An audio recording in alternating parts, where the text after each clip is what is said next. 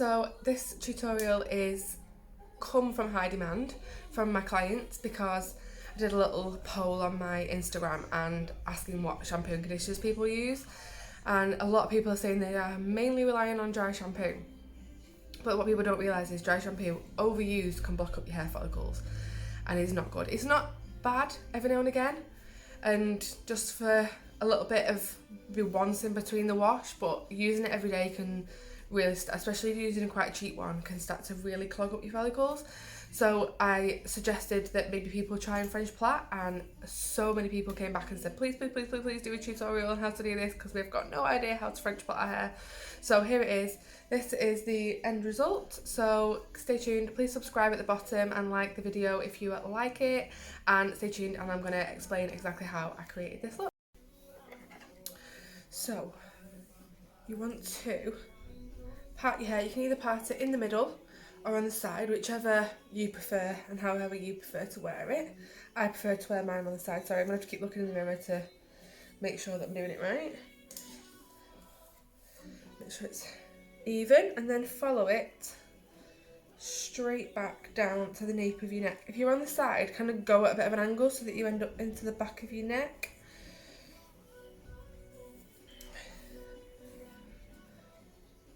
If you use the wide side of your comb, that's the best side for sectioning.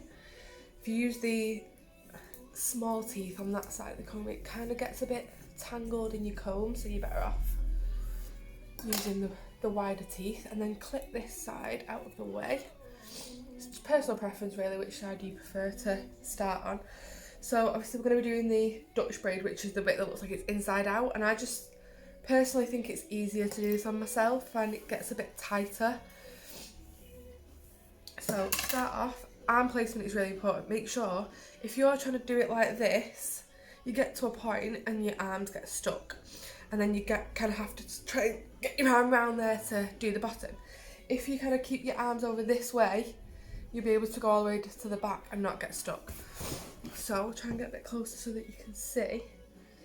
If you take, I'll try and do this as neat as I possibly can. I'm a bit slap hazard when I do this on myself because I don't really mind it being a bit messy and a bit undone. So try not to look in the mirror. If you look in the mirror, you kind of get your hands all in the wrong place. It's better if you can kind of feel it.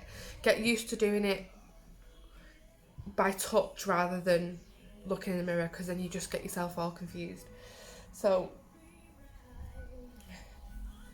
you want to get 3 pieces and we're going underneath. So obviously if you know how to plait normally, you kind of get used to doing a plait the opposite way around, so you're going under rather than over. That's how you do a plait normally, but do it the opposite way. I don't know if you can tell the difference. That's a plait underneath, and then this is a plait going over. It kind of gives a little bit of a different look. Let me see, it kind of, I don't know, it just looks a little bit different. So practice doing that, practice putting your pieces underneath each other rather than over the top. So normally your outsides go over into the middle, this time it's going to go under the middle one, and then do that last piece under. So do each piece first before you grab any hair. God, my parting is terrible. And then take your next section. I prefer to do it, some people prefer to put that underneath and then get it and add it to it. Personally, I just prefer to do it all at the same time, but it's, again, practice, find what's better for you. There's no right or wrong way. I just find that I keep the tension better if I put it underneath at the same time. Can you all see?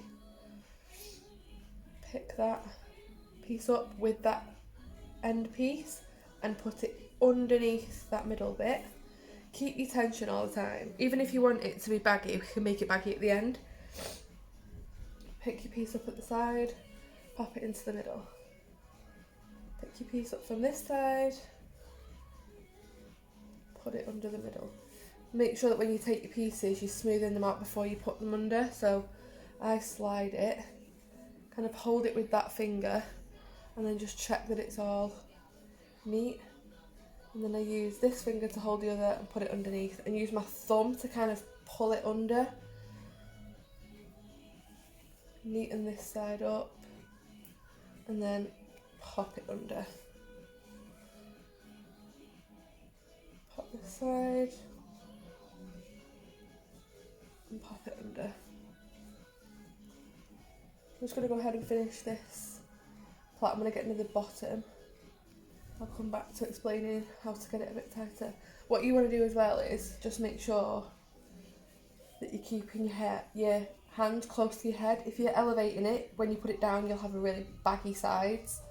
So make sure you're keeping your fingers and your tension really, really close to the head. Don't elevate it, because as soon as you put it down, all those sides and the underneath is just going to create loads and loads of bagginess. And then you'll look a mess.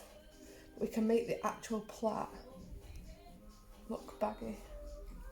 We can make it look thick. Even if you've got really thin hair, this is a really, really good way of making yourself look like you've got loads of hair. And it's a good way to, like I said at the beginning, not have to wash your hair every day, not have to hammer your hair with dry shampoo. It's better to do this when your hair's a little bit dirty, because it holds better. When it's a bit too soft, it just kind of falls out. So we go right down to the bottom.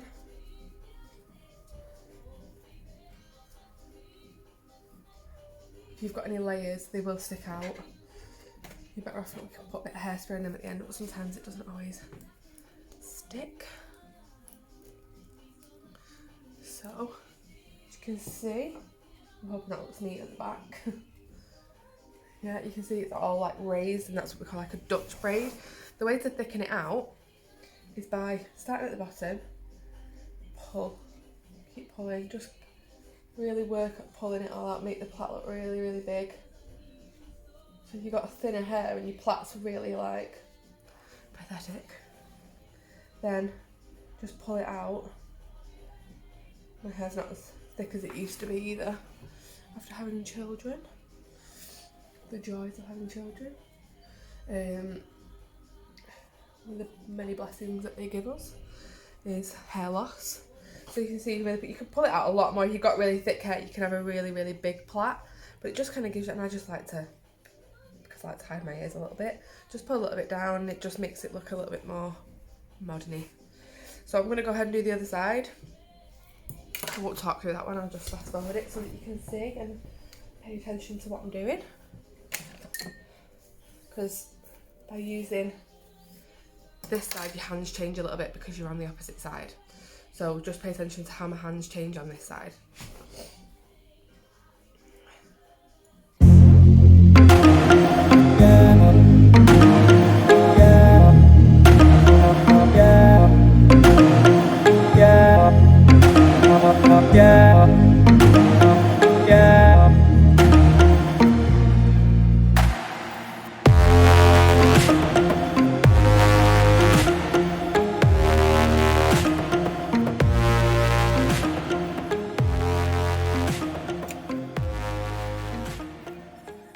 So that's side done.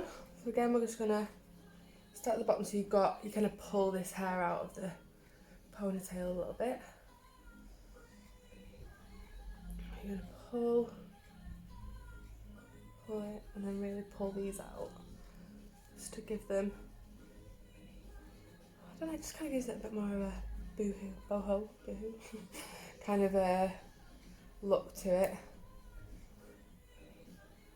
You really mess it up. If you really, really like messy hair, you can just really mess it up. Prefer them a bit tighter, keep them a bit tighter. But it's entirely personal preference and how you like it. Pull that one out a little bit too far now.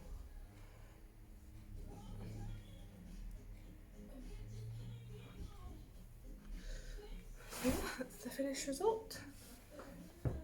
Hoping it looks straight at the back now. So yeah.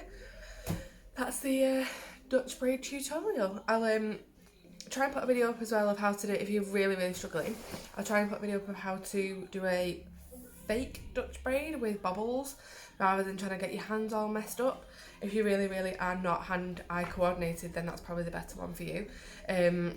So I'll try and find some little bubbles and I'll try and do another video and upload it. But please, please, please, please subscribe and like the video. Please make all my hard work pay off. And I'll hopefully see you all soon. Bye!